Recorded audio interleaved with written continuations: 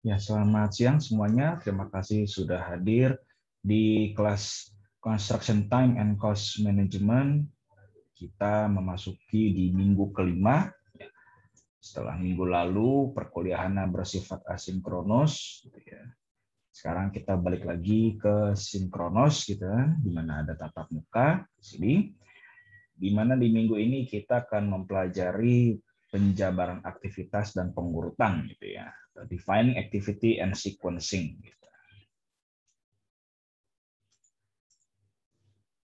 Tujuan pembelajarannya adalah kita memahami proses pendefinisian aktivitas, memahami proses pendefinisian atau penjabaran aktivitas dalam perencanaan schedule, ya, perencanaan jadwal proyek. Lalu yang kedua, memahami proses sequencing atau pengurutan aktivitas dalam perencanaan jadwal proyek, sehingga nanti kalian pada akhirnya mampu membuat sebuah daftar aktivitas beserta atribut-atributnya, termasuk atribut keterkaitan, ya, ketergantungannya dalam sebuah construction method, gitu ya, dalam sebuah construction method statement. Dan kita masuk ke 6.2 defining activities. Jadi kenapa di sini saya beri nomor 6.2? Karena ini mengacu kepada subbab project management body of knowledge, ya, di mana bab 6 adalah bab mengenai project time management, ya. 6.2 adalah defining activities, gitu. Nanti silakan kalian lihat, coba review lagi di video tentang overview of project time management, gitu ya. Nah, apa sih yang namanya mendefinisikan aktivitas? Ya, defining activity adalah sebuah proses, ya, proses yang mengidentifikasi dan mendokumentasikan semua aktivitas-aktivitas yang diperlukan untuk menghasilkan sebuah deliverable atau menghasilkan sebuah elemen deliverable itu sendiri, gitu. Ya, jadi untuk melakukan aktivitas ini, untuk melakukan proses ini dibutuhkan input dari proses-proses manajemen proyek sebelumnya. Yang pertama dari 6.1 perencanaan manajemen waktu, gitu ya, di mana nanti ini akan memberikan pedoman manajemen waktu. Lalu dari proses manajemen proyek yang lain, ya, selain dari manajemen waktu, ternyata juga membutuhkan hasil, ya, membutuhkan hasil output dari proses pembuatan WBS dari 5.4. Apa sih 5 ini? Bab 5 itu adalah scope management, ya, project scope management. Jadi dalam mendefinisikan aktivitas ini butuh masukan dari scope manajemen proses, yaitu scope baseline atau acuan lingkup. Nah, lalu selain itu tidak berasal dari PMBOK, gitu ya, cuman juga butuh yang namanya perencanaan metode konstruksi. Nah, jadi ini memang tidak secara eksplisit, gitu ya, dituliskan dalam PMBOK, gitu ya, dan dalam CMBOK pun juga setahu saya sih tidak dijelaskan secara eksplisit. Ya, ini butuh metode konstruksi. Cuman ini kalau berdasarkan buku dari Budi Suwanda, ya, kalau tidak salah ingat itu buku Budi Suwanda, untuk seorang kontraktor mendefinisikan aktivitas butuh yang namanya data hasil survei lapangan, gitu, untuk proses dari proses perencanaan metode konstruksi, gitu. Ya, silahkan kalian coba lihat lagi silabus yang sudah saya berikan, gitu ya. Salah satu buku yang menjadi acuan untuk kuliah ini adalah tadi buku Advanced Construction Project Management, gitu ya, dari Budi Suwanda. Nah, lalu input ini diolah, ya, dengan menggunakan tools, gitu, dengan menggunakan metode-metode yaitu dekomposisi, rolling wave planning, expert judgment, ya, judgment itu, ya, pendapat para pakar, lalu ada diskusi brainstorming hingga alternatif analisis. Nah, sehingga nanti menghasilkan output-output ini. Outputnya ada apa saja? Ada daftar dan atribut aktivitas-aktivitas utama, gitu ya. Jadi ada activity-activity yang harus dilakukan untuk menghasilkan sebuah elemen deliverable, gitu, yang juga menjadi elemen kunci, gitu, yang akan menjaga keutuhan sebuah produk hasil construction project, gitu. Nah, selain itu juga ada metode konstruksi, ya, ada metode konstruksi, dan yang terakhir ada daftar milestone, di mana data-data output ini akan dipakai untuk proses selanjutnya. Nah, yaitu proses-proses estimasi sumber daya 6.4, lalu 6.5 estimasi durasi aktivitas, lalu sequencing activities yang akan kita bahas hari ini, lalu ada master schedule development 6.6. Nah, di mana salah satu gitu ya, daftar atribut aktivitas utama ini dipakai untuk 3 proses manpro ini. Estimasi ya, jadi daftar atribut aktivitas ini dipakai untuk mengestimasi sumber daya, maksudnya kira-kira butuh apa saja untuk melaksanakan aktivitas ini. Gitu. Lalu dari sumber daya yang sudah diestimasikan gitu ya, kayak misalnya alat berat, pekerja, ya, material gitu kan, itu berapa lama durasi aktivitasnya. Lalu urutannya seperti apa? Nah, ternyata untuk mengestimasi ketiga ini, sumber daya, durasi, hingga sequencing juga membutuhkan masukan dari metode konstruksi. Jadi sebenarnya daftar atribut aktivitas utama dan metode konstruksi ini biasanya menjadi satu dokumen gitu ya, menjadi satu dokumen. Gitu. Tapi juga dipisah gitu ya. Cuma biasanya untuk memudahkan proses dokumentasi biasanya dijadikan satu dokumen. Nah, lalu yang terakhir adalah data output yang terakhir adalah daftar milestone. Milestone itu apa? Ingat lagi daftar milestone. Milestone adalah sebuah aktivitas yang tidak memiliki durasi, di mana ini menjadi kayak semacam titik gitu, menjadi semacam checkpoint gitu lah ya, untuk pemeriksaan, untuk serah terima dan segala macamnya. Di mana ini dimasukkan menjadi bahan masukan untuk membuat master schedule development. Nah, jadi singkat kata gitu ya, beberapa aktivitas-aktivitas untuk penjabaran aktivitas dalam proyek gitu ya, aktivitas konstruksi adalah pertama adalah membuat sebuah daftar aktivitas utama dan ada N ya, dan aktivitas-aktivitas pendukungnya, temporary activities. Coba kalian ada yang tahu nggak kira-kira kalau misalnya activity pendukung itu seperti apa contohnya? Ada yang tahu seperti apa?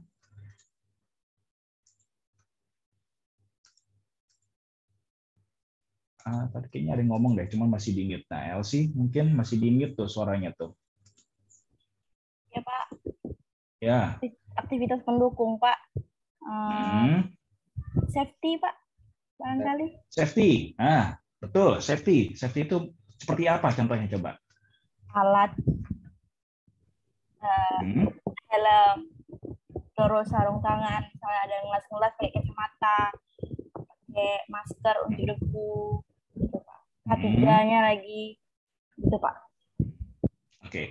Nah, jadi itu adalah kelengkapan ya, kayak bukan aktivitas yang secara langsung mendukung proses produksi gitu ya, tapi itu adalah proses kelengkapan. Nah, yang kalau di sini maksudnya supporting dalam artian K3, salah satu contohnya adalah yang pernah saya alami, pembuatan scaffolding. Wah, percaya nggak kalau dulu saya di proyek itu ada satu aktivitas ya, membangun box culvert gitu ya. Box culvert, tahu box culvert nggak? Kayak apa namanya? Drainase gitu ya, pipa drainase. Cuman kalian bayangkan ini box culvert ini lebar dan tingginya 6 meter. Kebayang nggak tuh? Ya, ada kayak gorong-gorong sebesar 6 meter. Tapi ini tidak dalam tanah ya, ini tidak di dalam tanah. Justru dibuat di atas permukaan tanah supaya nanti bisa ditimbun gitu. Sehingga menjadilah yang namanya itu saluran drainase utama di depo MRT Jakarta Lebak Bulus. Nah, itu dulu dibangunnya, ketika itu dibangun ya, itu harus yang namanya 6 meter ya, sebuah ketetapan gitu ya, ditetapkan oleh HSE Konsultanel gitu, GMCMC gitu ya, Jakarta MRT Construction Management Consultant kalau nggak salah. Nah, itu saya ingat sekali, kami itu sampai di stop pekerjaannya gitu ya, benar-benar di stop, tidak boleh ada aktivitas di situ sampai harus bisa membangun membangun sebuah scaffolding yang certified gitu. Nah, scaffoldingnya itu pun juga dibangun tidak boleh soal sembarangan. Civil engineer itu tidak boleh membangun scaffolding dulu. Syaratnya, scaffolding itu disyaratkan hanya boleh dibangun oleh scaffolder certified. Perancah ya, pembuat perancah yang bersertifikasi. Nah, itu kebayang susahnya, susah mencari orang yang seperti itu, luar biasa susahnya itu.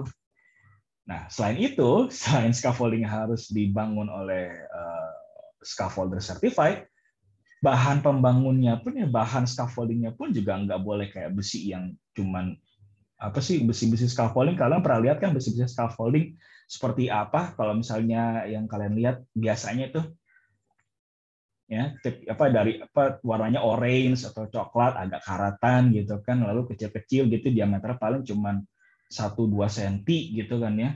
Ini tidak boleh seperti itu. Scaffoldingnya harus terbuat dari besi dari pipa ya, dari pipa baja galvanized, 3 mili tebalnya, yang diameter itu bisa 5 cm gitu, 5 cm sampai 4 cm kalau nggak salah ingat gitu ya. Tapi tebalnya itu 3 mili dan itu harus galvanized. Wah, itu bayangkan itu harus dibangun. Padahal itu tidak dibayar ya. Itu bukan suatu pekerjaan yang nanti bisa ditagih ke siapa? Ke owner, tidak gitu ya. Tapi itu menjadi sebuah syarat, harus dibangun gitu. Nah, udah, berarti itu kalau harus dibangun untuk demi safety ya, demi K3-nya jalan gitu. Nah, udah, harus dibangun. Nah, itu salah satu contohnya kalau terkait K3. Nah, lalu apalagi coba misalnya kira-kira pembangunan bekisting, misalnya aktivitas bekisting. Ya kan? Kan yang namanya bekisting kan tidak mungkin begitu sudah dipasang, sudah dicor, udah ditinggal saja gitu. Kan nggak mungkin dong apartemen premium gitu, tahu-tahu ada orangnya sudah masuk gitu kan, tapi bekistingnya masih nempel gitu kan nggak mungkin. Pasti kan harus dicopot bekistingnya. Bekisting itu juga salah satu aktivitas supporting gitu ya. Nah, oke, itu dan masih banyak sebenarnya contoh-contoh lainnya, kayak misalnya yang perlu support untuk formwork gitu kan. Formwork kan nggak cuma bekisting gitu ya, ada formwork untuk jembatan, untuk pierhead, dan pengangkatan gantry misalnya ya, pengangkatan gantry untuk jalan layang dan segala macam. Nah, itu juga adalah activity supporting yang harus dilakukan. Nah, lalu yang kedua ada mendefinisikan atribut-atribut aktivitas. Nah, atribut-atribut ini maksudnya apa? Lokasinya di mana? Siapa yang mengerjakan? Resikonya seperti apa? Nah, jadi kalian kalau misalnya melihat dokumen method statement ya, kalian misalnya googling gitu, method statement, construction method statement file type PDF gitu, atau enggak construction method statement PDF. Itu untuk satu aktivitas konstruksi itu tebalnya bisa berpuluh-puluh halaman, karena ada atribut-atributnya. Selain tadi Pak, ada membicarakan ya. mohon sebelumnya Pak, Atika tadi Ya. laptopnya mati, terus dia mau join lagi, tolong di accept katanya. Oh, tadi udah saya accept ini ya. Sudah saya accept kok. Oke, makasih Pak. Ya, sudah saya accept barusan. Oke ya. Kalau misalnya tadi ada gangguan atau segala macam, tenang saja, nanti ini akan direkam ya, jadi bisa langsung dicek aja di YouTube. Oke, tadi sampai mana tadi? Ya, atribut aktivitas gitu ya. Jadi ada di situ selain tadi alat-alatnya apa saja yang dipakai, termasuk sampai ke hazard identification-nya pun juga dimasukin di situ. Jadi namanya atribut itu nggak hanya lokasi, nggak hanya alat apa yang digunakan, tapi bahkan sampai masuk ke safety-nya dan quality-nya juga dipakai di situ. Jadi syarat-syarat safety dan quality juga harus dimasukkan ke dalam activity attributes tadi itu. Nah, jadi makanya ketika nanti yang ketiga ini menentukan construction method gitu ya. Kalau kalian tadi ya, kalian lihat dokumen-dokumen method statement gitu ya. Itu jarang yang sampai ada visualisasinya gitu.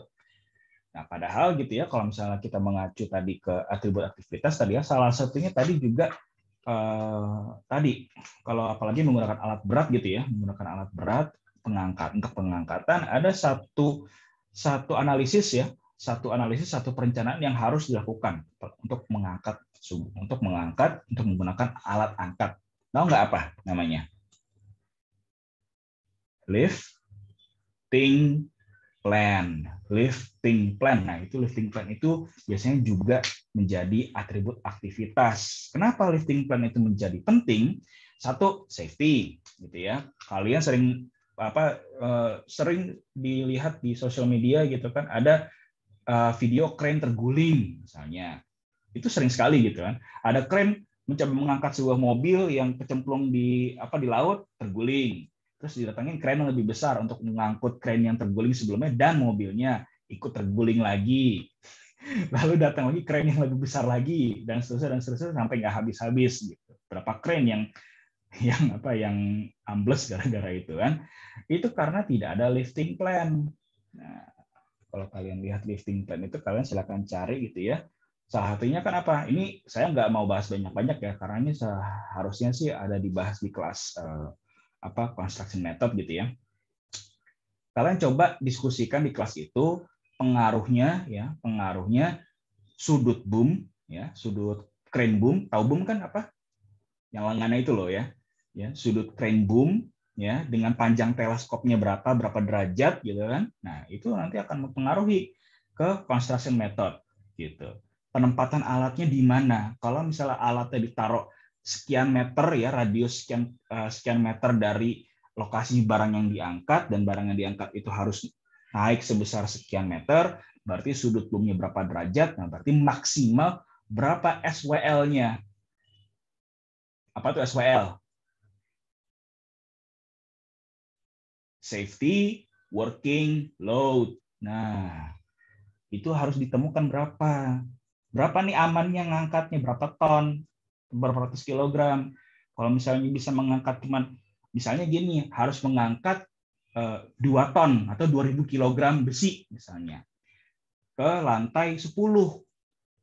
Nah, sedangkan posisi alatnya hanya bisa memungkinkan akhirnya hanya bisa mengangkat 100 kg besi. Lebih dari itu bisa terguling krennya karena mungkin posisi alat dan segala macamnya terhalang oleh struktur atau oleh kondisi lapangan gitu kan misalnya. Nah, kalau misalnya hanya bisa mengangkut tadi safety working load-nya hanya 100 kg, sedangkan harus mengangkat 2000 kg besi gitu ya untuk difabrikasi di lantai 10, berarti berapa lama mengangkatnya? Nah, dihitunglah tuh manuvernya gitu. Cycle time-nya berapa lama cycle time-nya? Nah, itu cycle time dibahas lagi di situ cycle time. Nanti itu akan kita bahas minggu depan. Jadi, harusnya minggu depan kita bahas estimasi durasi gitu ya, estimasi durasi. Harusnya kalian sudah mendapatkan ilmu tadi tentang cycle time alat dan segala macam itu di kelas lainnya ya. Oke. Kalau belum dapat minta gitu. Minta Pak tentang cycle time dan segala macam. Minggu depan mau ditanya Pak Bintang. Nah, ya, seperti itu.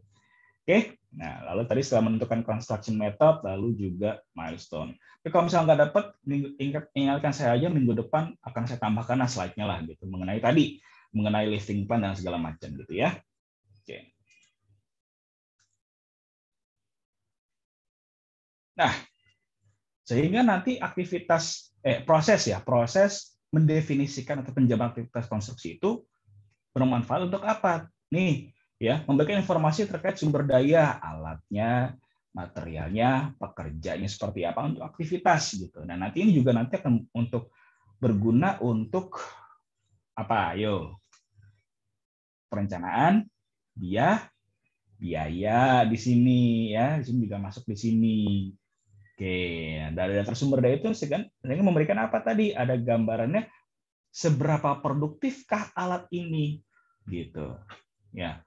Dari aktivitasnya seperti ini menghasilkan cycle time alatnya seperti itu karena manuver alatnya seperti yang tadi, berapa durasi aktivitasnya gitu ya. Kalau misalnya saya menggali gitu ya, menggali pakai ekskavator.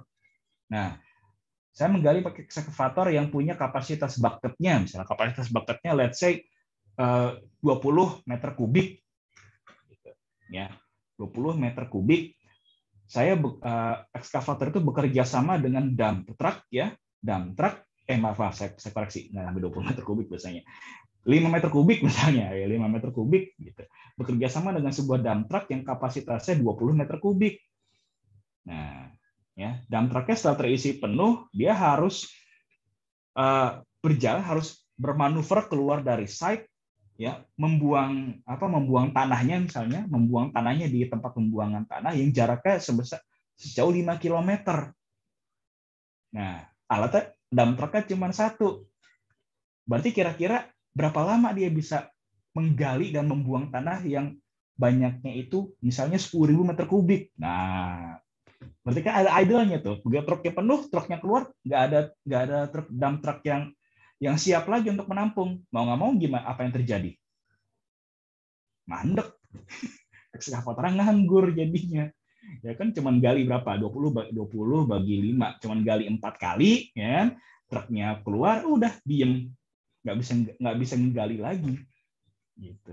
Paling cuma bisa apa tadi, kayak ngeruntuhin lah misalnya gitu, menggali-gali gitu. Cuman untuk memindahkannya nggak bisa karena nggak ada dump truck. Nah, kan dari situ kelihatan tuh durasi aktivitasnya. Nah, sehingga nanti ya aktivitas besar itu akan memberikan informasi mengenai ketergantungan terhadap aktivitas pendahulunya atau penerusnya. Setelah gali ngapain? Sebelum gali ngapain? Gitu misalnya. Nah, itu ada lagi di situ tuh. Ya, makanya tadi seperti saya katakan, yang namanya tadi daftar atribut aktivitas utama, metode konstruksi itu akan berguna sekali untuk estimasi sumber daya, estimasi durasi aktivitas, lalu hingga ke sequencing activities. Milestone-nya dipakai untuk master schedule development. Nah, oke. Inputnya kita bahas sedikit lagi gitu ya. Nah, tadi ingat lagi di sini untuk project time management plan, ini kurang huruf T lagi di sini ya. Pedoman manajemen waktu, ya. Pedoman manajemen waktu ini menginformasikan tingkat perencanaan aktivitas. Nah, ingat-ingat lagi ini 3 minggu yang lalu, ya. Ingat lagi di project time management plan gitu ya. Project time management plan di materi itu ingat-ingat lagi apa saja yang direncanakan gitu. Ini kan membicarakan how to, pedoman bagaimana caranya kita mendefinisikan sebuah aktivitas. Mau sampai seberapa detail gitu.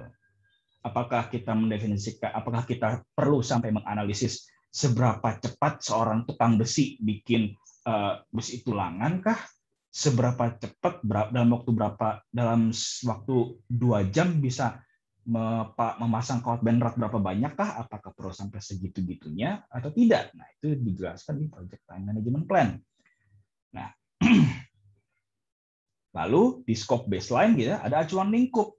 Nah, ada main data di sini, ada data-data utama yang menentukan aktivitas apa yang perlu dikerjakan, apa yang tidak perlu dikerjakan, ya. Ada namanya WBS dan kamus WBS gitu ya, yang bentuknya seperti ini, ya. Memberikan informasi berupa apa? Ada namanya ID, ada kodenya. Ini ID paket pekerjaannya. Gitu. Ini ada nomornya di sini, kodenya khusus. Nah, coding ini pun juga ditentukan dari si project time management plan. Gitu. Oke. Nama paket pekerjaannya apa? Deskripsinya apa deskripsi paket pekerjaan itu? Menghasilkan deliverable apa? Nah, kalau ini contohnya ini kamus WBS untuk project IT. Nah, cuman nanti kalau misalnya berdasarnya sebenarnya mirip gitu ya. Ada namanya kode, ya, kode aktivitasnya atau kode work package-nya. Ya, lalu ada namanya apa, lalu deskripsinya apa, aktivitasnya seperti apa, dijelaskan di sini. Siapa yang mengerjakan, siapa PIC-nya, gitu. Timnya tim yang mana, kapan harus mulai, kapan harus selesai, berapa biayanya untuk paket pekerjaan itu saja. Nah, ini account code ini untuk ke mata pembayarannya, kode accounting-nya. Sumber daya apa saja yang diperlukan. Lalu acceptance criteria ini penting untuk penjaminan mutunya. Gitu. Ya. Deliverable-nya apa? Asumsi-asumsinya apa? Nah, itu menjadi acuan untuk mendefinisikan aktivitasnya. Nah, lalu yang terakhir data survei lapangan. Ini yang tadi akan menggambarkan kondisi lapangan untuk penentuan metode konstruksi. Gitu. Kalau misalnya tadi krennya ditaruh di posisinya di sebuah posisi tertentu gitu. Gimana kondisi tanahnya? Wah, kondisi tanahnya lumpur. Berarti mesti gimana? Ada aktivitas supporting tambahan. Apa itu? Pengadaan plat baja untuk base plate si crane-nya gitu. Crane-nya pakai yang mana? Pakai yang teleskopik pakai roda atau pakai yang crawler? Nah, beda lagi tadi di situ tuh. Ya. Pakai yang mana? Nanti akan pengaruh ke biayanya lagi-lagi. Nah, lalu tulisan teknisnya dekomposisi tadi tuh ya, dari sebuah deliverable misalnya. Kita tahu deliverable-nya adalah kolom. Nah, dari satu deliverable kolom itu kita akan terpikir bagaimana kita mengerjakan kolom ini. Ada pekerjaan backcasting. Backcasting terbuat dari apa? Besi, aluminium, atau kayu. Ada di lantai berapa kolomnya? Lantai 1, lantai dasar. Ya udah, nggak usah pakai crane, pakai orang aja cukup, pakai katrol cukup. Oh, di lantai 20, wah, berarti mau nggak mau harus pakai crane. Crane-nya pakai yang mana? Tower crane atau telescopic crane? Nah, itu lagi di situ tuh ya. Lagi-lagi mikir pakai alat apa, pakai resource apa di situ. Ya, dibagi dan di breakdown, di komposisi. Jadi aktivitas yang lebih mudah dikelola. Berarti kan ada pekerjaan apa? Pekerjaan pemasangan backcasting. Ada pemasangan backcasting, pekerjaan pemasangan tulangan.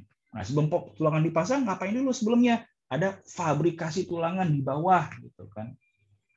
Setelah fabrikasi, terus ada pekerjaan pengangkatan tulangan. Supaya pas stocking, misalnya mau disimpan di atas, gitu, di atas bangunannya, supaya nanti untuk besoknya ketika memasang tulangan untuk lantai atas, misalnya lebih gampang, nggak perlu pakai ngangkat-ngangkat pakai crane lagi, misalnya seperti itu. Strategi ya. Gitu. Nah, jadi dikerjakan dengan tadi ada strukturisasinya, di breakdown. Oh, ada pengaturan WBS-nya. WBS itu dipecah menjadi komponen paket-paket pekerjaan, ya. Nah, jadi tadi tuh namanya sebuah aktivitas makin kompleks, dia itu levelnya tuh makin banyak, bisa sampai 6, bisa sampai 7. Nah, tadi itu ditentukannya di project time management plan. Mau seberapa detail. Nah, lalu ada namanya sebuah teknik namanya rolling wave planning. Nah, apa sih namanya rolling wave planning itu? Nah, jadi ini sebenarnya ada teknik perencanaan yang iteratif. Iteratif itu apa? Bisa diulang-ulang. Gitu loh. Udah sampai, misalnya sudah dari 100% aktivitas, misalnya sudah mencapai 60%, dicek lagi. Diulang lagi, dicek lagi. Udah bener belum nih? Belum. Ulang lagi. Gitu. Nah, karena ini berfokusnya pada apa? Defining activity yang cepat gitu loh, prosesnya iteratif, sangat agile, sangat lincah, ya kan? Nah, ini menjadi perdebatan gitu ya dari tahun berapa gitu 2018 gitu. Atau enggak semenjak ada PMBOK edisi ke-6 gitu ya, diperkenalkan yang namanya agile management ini menjadi perdebatan. Kalau memang sifatnya seperti itu ya istilahnya kasar-kasar ini ya, bahasa sederhananya adalah yang namanya rolling wave planning ini rencananya belum matang-matang amat udah jalan. Gitu loh. Ya kan? Kalau misalnya ada kekurangan-kekurangan, ada kesalahan-kesalahan yang minor, langsung diperbaiki sambil berjalan. Gitu. Nah, ini biasanya lebih banyak dipakai untuk proyek-proyek yang tidak masif. IT misalnya, ya, untuk app development gitu, atau mungkin untuk ya intinya jarang dipakai untuk proyek-proyek konstruksi, sering menjadi perdebatan. Kenapa? Karena kalau konstruksi itu sifatnya ya yang paradigma yang saat ini masih ya status quo-nya gitu ya, yang masih menjadi status quo adalah ini adalah waterfall, di mana dari atas ya turun ke bawah itu semuanya udah saklek, semuanya sudah terdefinisikan dengan baik. Gitu. Kenapa harus seperti itu, Pak? Karena namanya proyek konstruksi itu sangat beresiko. Gitu. Ya, resikonya sangat tinggi. Kalau ada kesalahan, kerugiannya bisa jadi tidak hanya material, ya, tapi juga bisa ke nyawa dan lingkungan. Makanya perencanaannya sifatnya waterfall, gitu. Itu paradigmanya berlaku, gitu. Oke, nah cuman kalau misalnya kalian punya pendapat lain, gitu ya, ayo Pak, silahkan cari dulu definisi rolling wave planning itu seperti apa, lalu coba kalian berikan pendapat kalian. Kira-kira cocok nggak sih dipakai untuk proyek konstruksi? Gitu loh. Ya, yang sifatnya seperti tadi. Konstruksi itu sangat high risk gitu. Nah, sedangkan kalau misalnya tadi ya proyek IT gitu kan, kalau proyek IT ada kesalahan gitu kan, ada kesalahan di belakangan gitu sehingga menjadi bug, ya sehingga-enggaknya masih bisa dijual kok gitu kan. Ya, jadi dijual misalnya membuat aplikasi video game misalnya kayak begitu kan pakai rolling wave planning ini gitu. Waduh, masih banyak bug nih segala macam, masih banyak glitch gini. Ya udah jual aja nggak apa-apa. Nanti kita kasih day one patch misalnya kayak begitu. Jadilah video game zaman sekarang gimana gitu ya. Banyak kasus-kasusnya lah gitu. Lagi ngegame gitu kan tahu-tahu yang lagi mainin tahu-tahu jadi ngehang. Tahu-tahu orangnya terbang mental kemana gitu kan, tahu-tahu kepalanya misah gitu kan, nah, kan ngeri gitu kan. Nah itu tadi karena belum matang-matang amat, udah dilepas, udah dijual. Mungkin karena tadi salah satu metode perencanaannya mungkin tidak detail. Tapi kan resikonya seperti itu. Istilahnya mudah diperbaiki, lebih cepat diperbaiki. Kalau konstruksi, kan nggak mungkin kan tahu-tahu lagi ngebangun, terus ada kejadian runtuh dan segala macam, santai-santai aja, itu nggak mungkin lah. Gitu. Oke. Nah, lalu yang namanya aktivitas itu apa sih sebenarnya? Tadi saya ngomong activity gitu ya. Aktivitas itu adalah semua tindakan ya atau action yang akan dikerjakan untuk menyelesaikan sebuah paket pekerjaan. Di mana satu paket pekerjaan ini menghasilkan sebuah elemen deliverable-nya. Gitu ya. Ini sebuah tindakan atau aksi semua gitu ya. Ada kata-kata di sini semua. Berarti termasuk apa? Supporting activity di situ. Di mana karakteristik sebuah aktivitas itu satu punya nama unik gitu ya.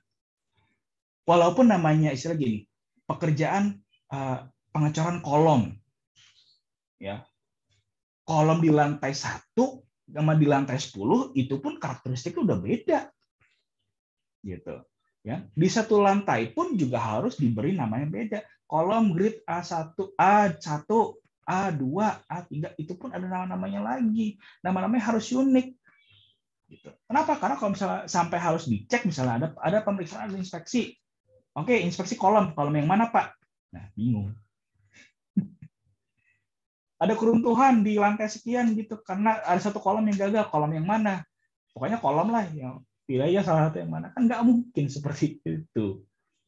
Gitu loh. Harus punya kode yang unik tuh ya, termasuk di sini ada kode unik juga di situ. Kalau misalnya pusing namanya bingung gitu ya, misalnya kolom ini kita kasih nama Julian, ya, di sini satu kolom namanya misalnya Bintang, gitu kan nggak mungkin. Makanya ada namanya diberi kode lantai berapa, gridnya apa aja pakai grid, makanya di gambar-gambar DED itu ada namanya grid di situ. Grid sekian, area sekian, lantai sekian. Nah, ada atribut pengkodeannya. Di mana ini lagi-lagi mengacu kepada apa? Project Management, Project Time Management Plan 6.1. Lihat lagi di situ. Ditentukan bagaimana cara kita mengkodekannya. Nah, selain ini ada karakteristiknya, ada dapat diukur. Berarti kan punya apa?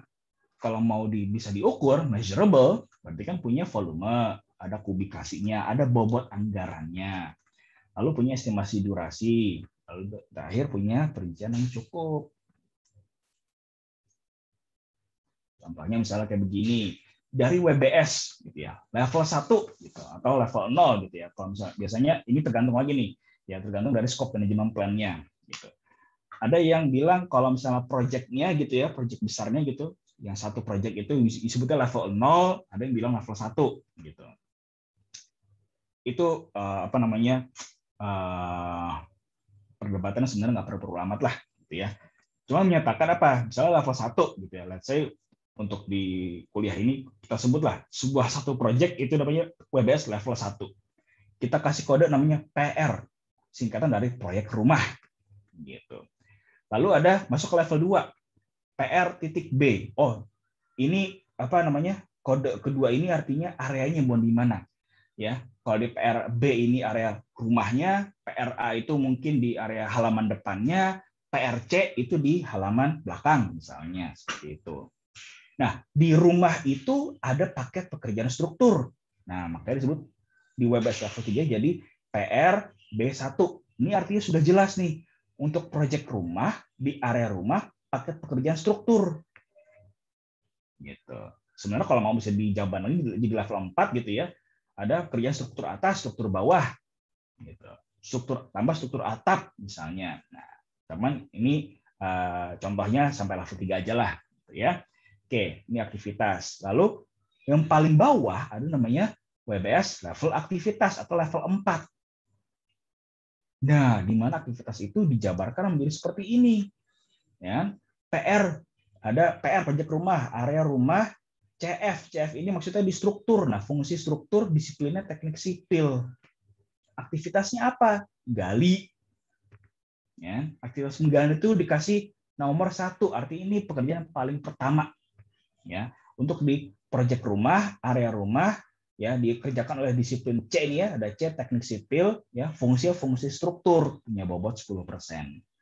Ya, dan seterusnya untuk fondasi nomor 2. Cuman sama nih, proyek rumah di area rumah, disiplin teknik sipil, fungsi struktur. Nah, sampai ke struktur atap misalnya kayak begitu. Inilah yang namanya atribut aktivitas. Ini contoh saja. Kalau misalnya proyeknya makin kompleks, atributnya juga makin kompleks, makin banyak. Nah, ini kodenya, kode ID aktivitasnya, gitu ya. Di mana ada namanya aturan gitu ya, atau format lah ya, format pengkodean ini nanti ditentukan lagi baik lagi ke perencanaan seperti apa, gitu. Perencanaannya biasanya ini di time management plan tadi itu. Nah, sehingga contohnya kalau mengikuti peraturan yang ini adalah proyek rumah, ID proyeknya PR. Rumah, area rumahnya di B. Disiplin teknik sipil C, fungsinya struktur F, nomor urutnya, nah, nomor sekian. Nah, sehingga kalau misalnya aktivitas ini di total gitu ya, ada bobotnya harus 100%. Ini 100% terhadap apa ya? Terhadap anggarannya si paket pekerjaan. Gitu. Jadi bobotnya bukan ini 10% terhadap keseluruhan proyek ini, tidak, tapi 10% terhadap anggaran paket pekerjaan PRB1. Oke. Nah, lalu kalau kita bicara perincian, ya ingat ya, ini balik lagi ke video yang 3 minggu yang lalu, ada metode perincian jadwalnya. Misalnya tadi ini kayak begini nih. Ya, kita buat gini, area rumah, penggalian, fondasi 4 lantai. Nah, bisa kita pecah aktivitasnya di sini ya. Jadi aktivitas yang hijau tua ini kita pecah ya, area pondasinya ini kita pecah menjadi ada tulangan, bekis dengan pengecoran ya, menjadi 3 batang yang warna hijaunya lebih muda di sini ya. Tapi tetap durasinya untuk pondasi tetap sama. Nah, jadi ketika memecah ini ingat balik lagi ke sequencing-nya.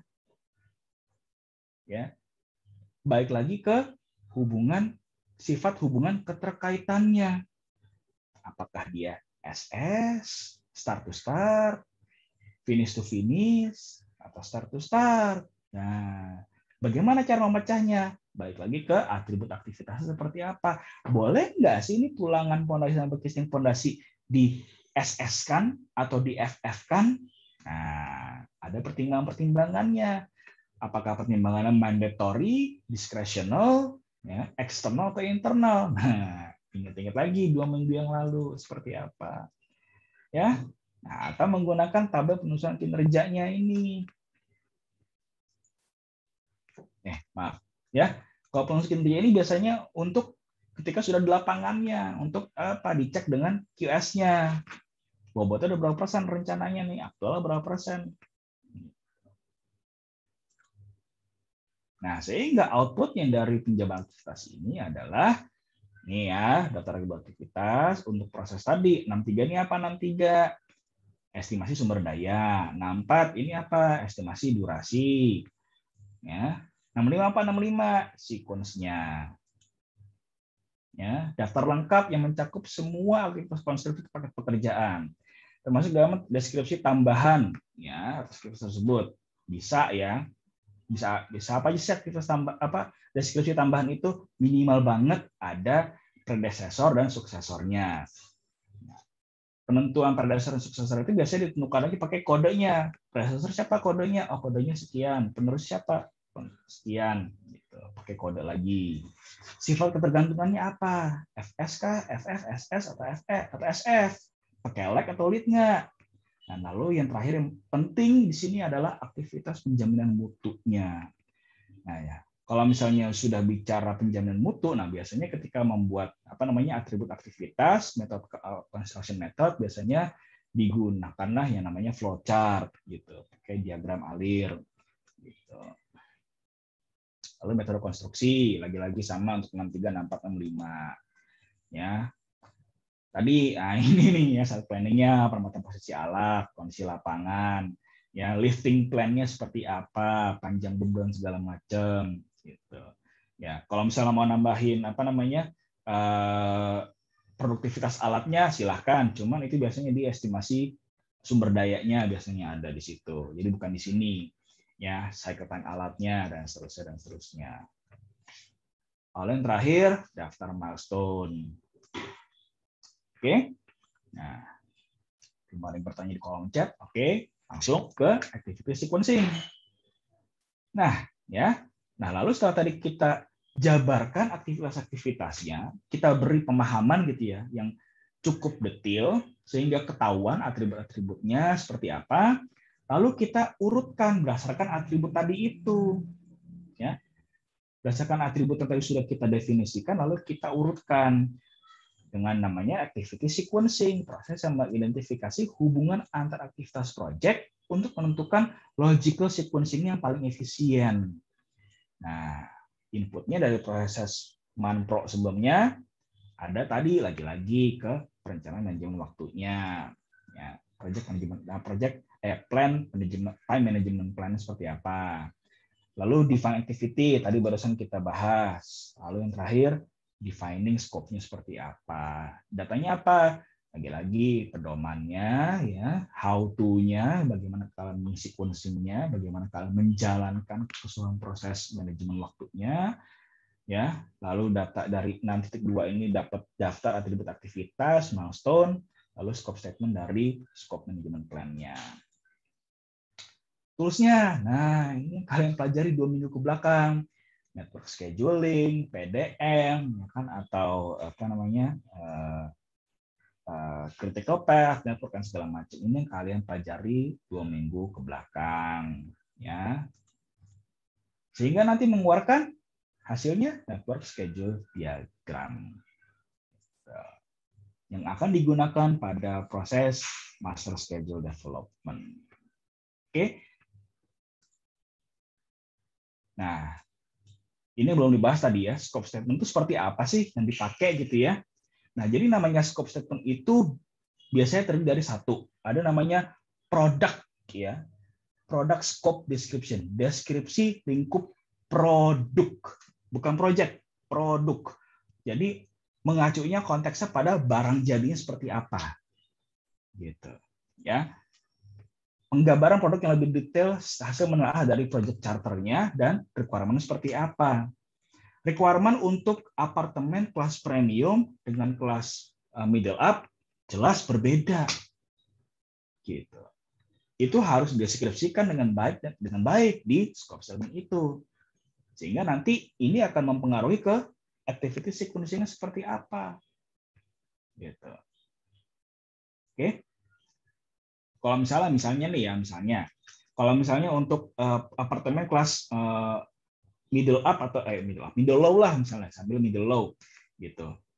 Yang namanya arsitekturnya nggak perlu cakep-cakep amat gitu. Bisalah agak-agak belang-belang gitu sehingga ada beberapa aktivitas yang bisa dijalankan bareng-bareng, diparalelkan sehingga lebih cepat nanti hasilnya. Tapi mungkin quality-nya ya akan lebih rendah gitu karena tadi pengerjaannya menjadi lebih cepat, kualitasnya di nomor 2 kan misalnya, kualitas yang estetik misalnya ya, tapi kualitas struktural jelas itu udah nomor 1 harus.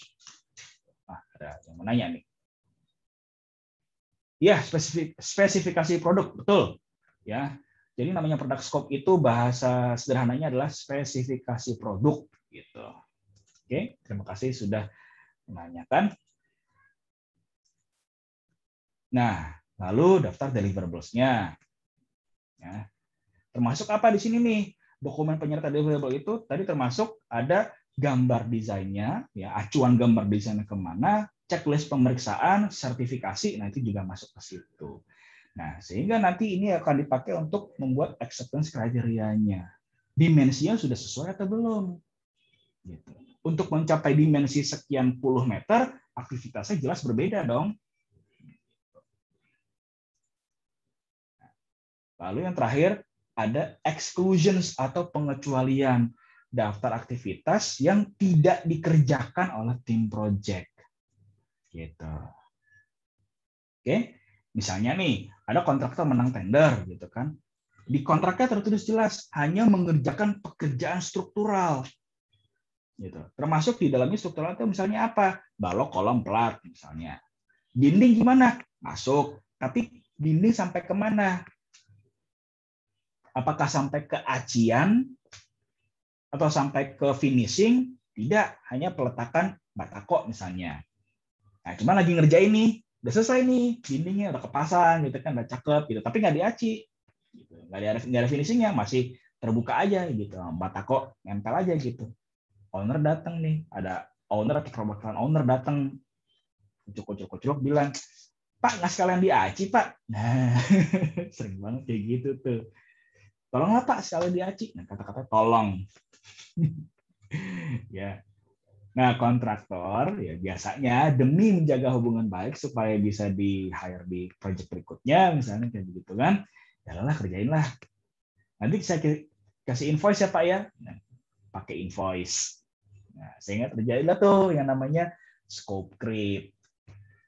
Apakah invoice diakui sebagai dokumen yang sah untuk menagih? Nah, kita lihat lagi tuh gimana kontraknya, gimana apa yang harus dilakukan oleh kedua pihak ini kalau ada pekerjaan tambahan seperti tadi, prosesnya seperti apa. Ya, makanya ini mengacu ketika bicara scope ini mengacu ke change management prosesnya.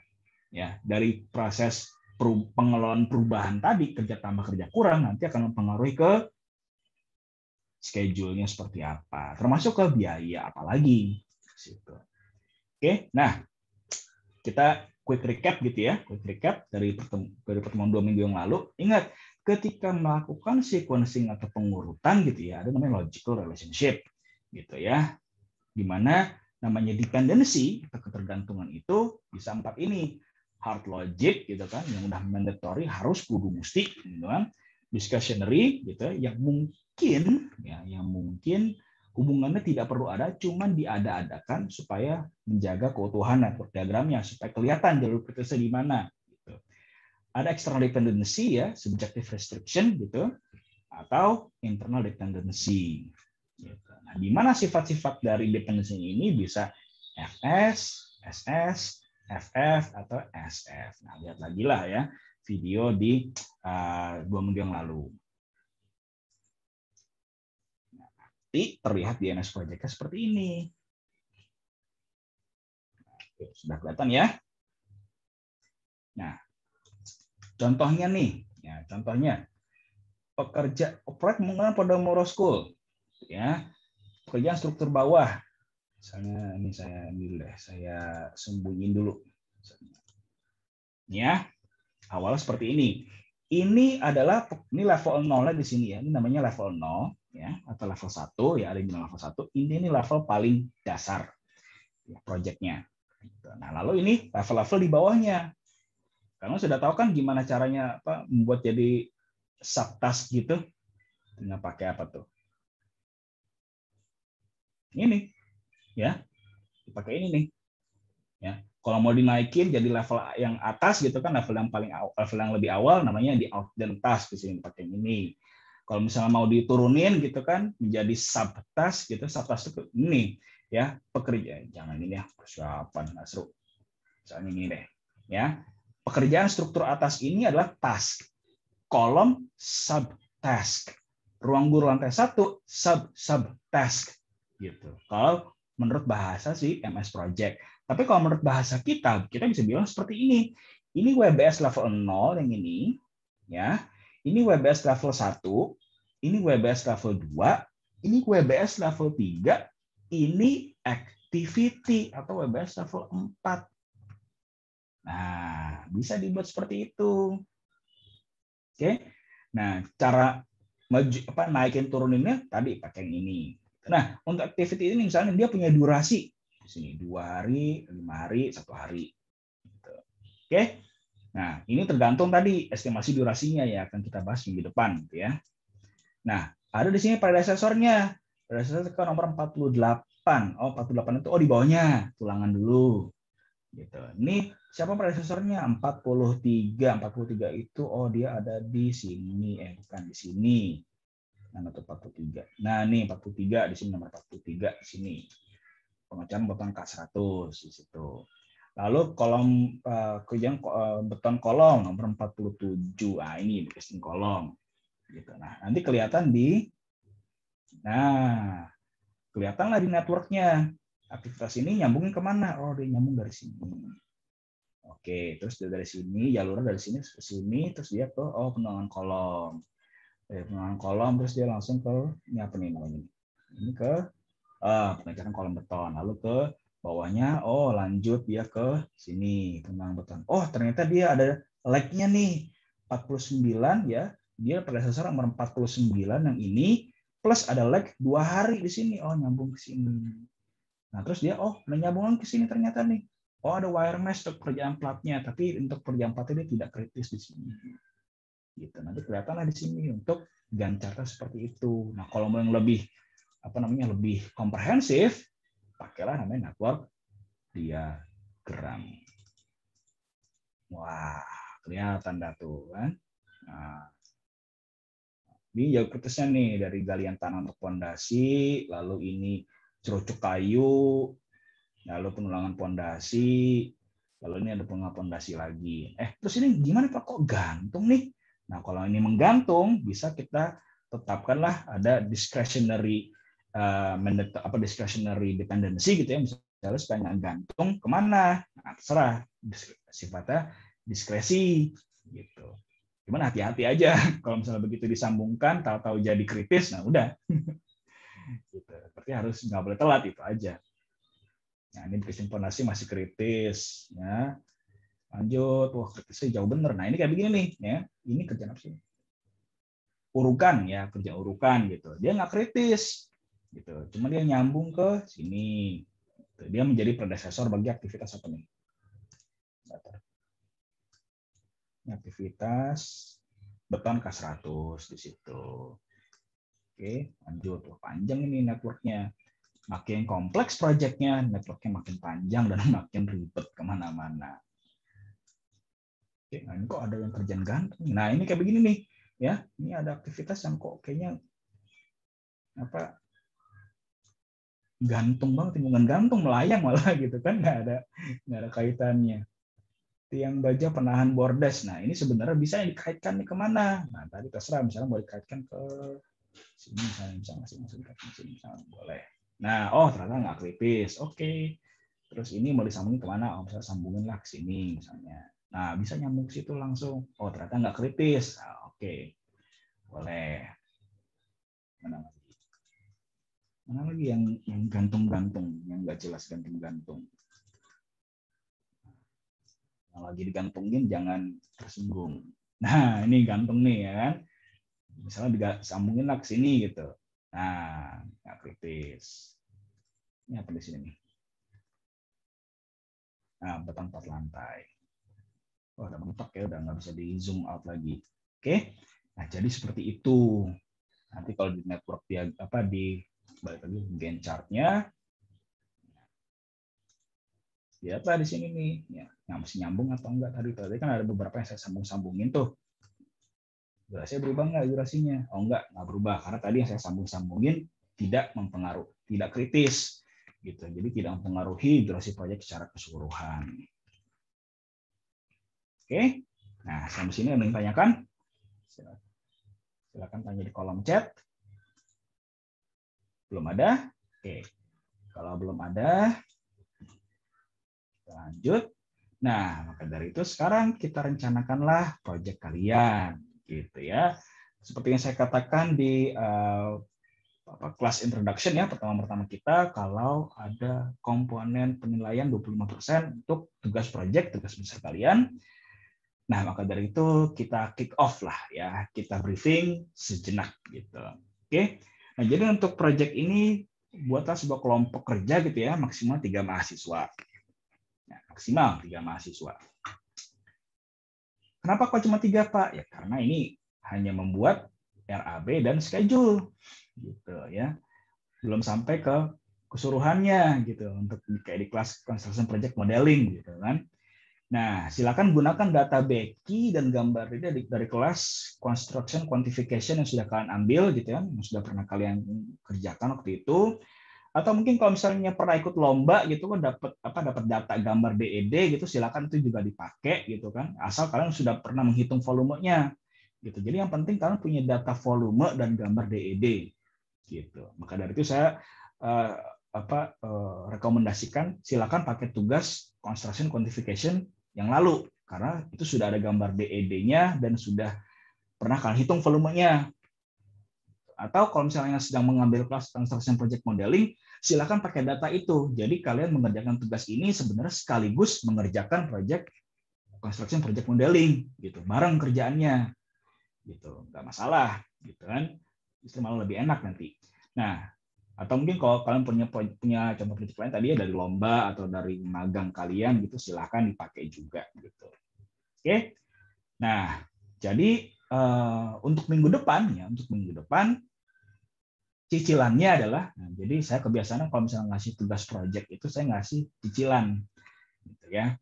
Saya ngasih cicilan tugas-tugas saya. Jadi minggu depan kalian membuatlah sebuah metode konstruksi, ya. Metode konstruksi yang akan mendefinisikan aktivitasnya tadi tuh, ya, di breakdown.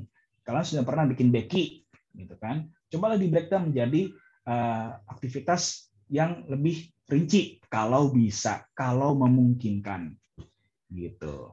Oke, nah dari Becky-nya tadi itu sudah pernah kalian buat, ya, didefinisikanlah aktivitasnya, kasih atribut-atributnya seperti apa, ya, jelaskan metode konstruksinya seperti apa, sehingga nanti bisa ketahuan sekuensinya seperti apa antara satu item Becky dengan item Becky yang lain, antara activity satu dan activity yang lain itu urutannya seperti apa, ketergantungannya seperti apa, dibuatlah di situ. Oke, sampai minggu depan itu ya. Cukup sampai di sekuensinya aja. Sampai ketemulah networknya seperti apa. Networknya belum ketahuan kritis seperti apa. Kenapa? Karena belum menghitung durasinya. Menghitung durasi nanti saya belum minta nanti ya. Sampai minggu depan tadi buatlah metode konstruksi, penjabaran aktivitasnya, lalu hingga ke sekuensinya seperti apa. Oke. Karena untuk 1 semester ke depan gitu ya, nanti kalian akan merangkum semuanya tuh. Ya, jadi tugas yang minggu ini kan tugas minggu ini kumpul minggu depan adalah defining activity, gitu kan, mendefinisikan aktivitasnya sampai ke urutan kegiatannya seperti apa sekuensinya. Nah, lalu 2 minggu yang akan datang carilah estimasi durasi aktivitasnya, gitu kan. Nah, sehingga nanti ketemu tuh dari kalau pakai alatnya seperti ini, metodenya seperti itu, berarti seberapa produktifkah pekerjaannya, ketemulah durasinya, dipakailah untuk menganalisa harga satuannya. Ini masih yang nanti. Jadi pelan-pelan dicicil sampai minggu depan sampai ke sini nih ya, sampai ke penguraian. Dari sini ya sampai ke sini aja ya.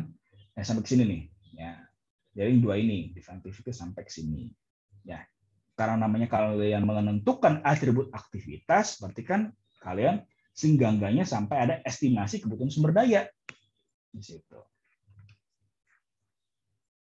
Nah, lalu membuat schedule RAB ini 2 minggu sebelum UAS. Ya, ini 2 minggu sebelum UAS. Sehingga nanti seminggu sebelum UAS kalian mengumpulkanlah sebuah presentasi yang menunjukkan keseluruhan aktivitas perencanaan biaya dan waktu. Kelihatan benang merahnya. Dari defining activity, urutannya, sampai ke AHS, sampai ke RAB-nya, itu kelihatan benang merahnya semuanya. Nah, itu dipresentasikan dalam presentasi tugas kelompok seminggu sebelum UAS. Berarti pertemuan ke-15 berarti ya. Oke. Nah, terima kasih atas perhatiannya. Sampai jumpa di minggu depan.